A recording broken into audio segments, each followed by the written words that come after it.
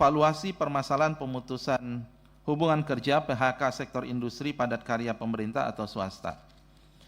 Bapak dan Ibu yang kami hormati, Bapak Ibu pimpinan Komisi 9, anggota Komisi 9, ini adalah data PHK nasional.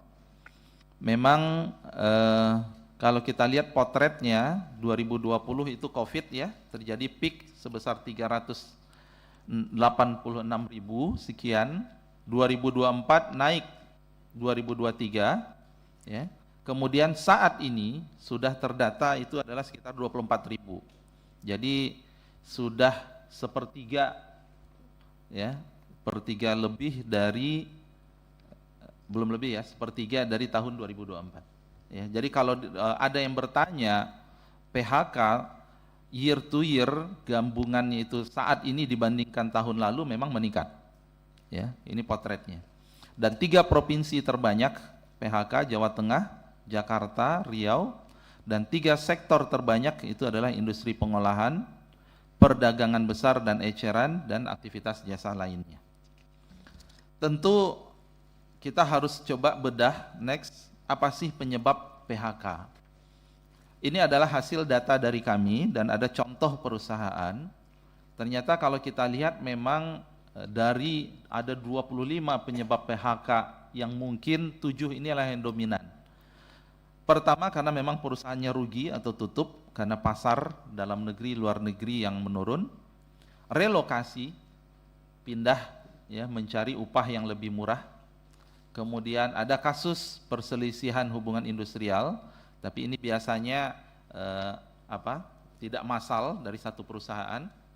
Kemudian tindakan balasan pengusaha akibat mogok kerja, jadi ini hubungan industrial juga. Ada untuk efisiensi, perusahaannya tetap survive, tapi dia kemudian mengurangi jumlah orang. Kemudian ada yang ya melakukan transformasi, perubahan bisnis dan seterusnya. Kemudian yang terakhir itu adalah pilot, karena beban terkait dengan kewajiban kepada kreditur dan seterusnya. Jadi penyebab PHK juga beragam, sehingga ketika kita ditanya mitigasinya seperti apa, tentu kita juga harus melihat case by case-nya seperti apa. Lanjut. Next. Ya, ini adalah gambaran sektor industri yang mengalami tekanan dan potensial tumbuh. Ini beberapa peta yang ada, dan ini kami terus pertajam sesuai dengan permintaan dari Komisi 9 juga kalau tidak salah. Terakhir kita diminta memiliki peta risiko industri yang kemudian PHK-nya tinggi. Ini adalah potret sebagian yang kita miliki.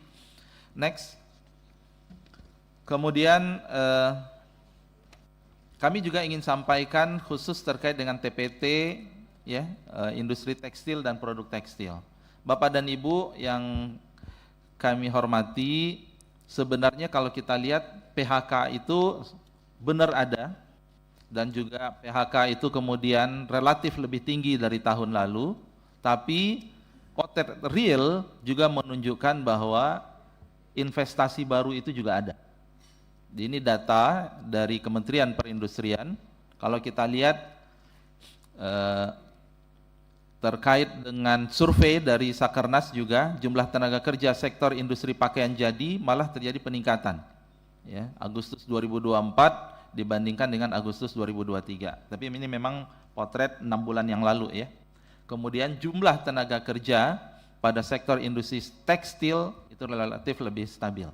Jadi ini adalah gambaran yang lebih real bagaimana ada PHK dan kemudian ada pertumbuhan industri juga.